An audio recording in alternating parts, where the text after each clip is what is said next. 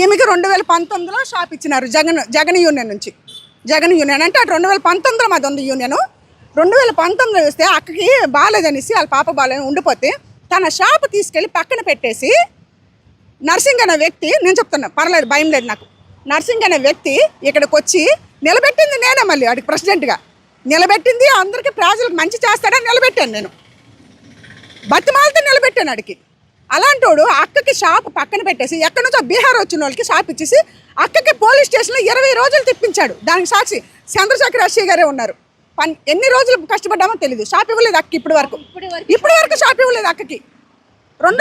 ఈ దుకాణాల వల్ల జీవీఎంసీకి ఏమైనా ఉపయోగం కలిగిందంటే, జీవీఎంసీకి ఏమైనా ఆదాయం వచ్చింది అప్పట్లో కనీసం, లేదా స్వలాభం పొందారు అనేది ఆదాయమే లేదండి. ఆదాయం ఉంటే బాగుండేది, చాలా పద్ధతిగా ఉండేది జీవీఎంసీ.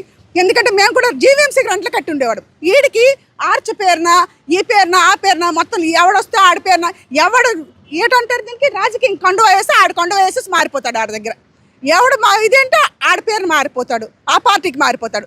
ఎప్పుడు ఏ పార్టీలు ఉంటాడో ఈడికే తెలియదు నర్సింగ్ గాడు. మరి మాకెలా అవుతాడు? ఈడేలా మాకు సపోర్ట్ చేస్తాడు? పాత వాళ్ళకి ఎవరికి సపోర్ట్ చేయలేదు. పాత లిస్ట్ కాదు ఇది, ఇదంతా కొత్త లిస్టు, బీహార్ లిస్టు, ఎక్కడి నుంచో వచ్చిన లిస్ట్ ఇది. ఈ లిస్ట్ అనేది పక్కాగా చేసి ఇవ్వండి జీవీఎంసీ, లేదంటే ఇవ్వడం మానేయండి. నేను చెప్తున్నాను, ఇవ్వడం మానేయండి. పోతే అందరం పోతాం, వస్తే జన్నునిగా ఉన్న వాళ్ళకి ఇవ్వండి.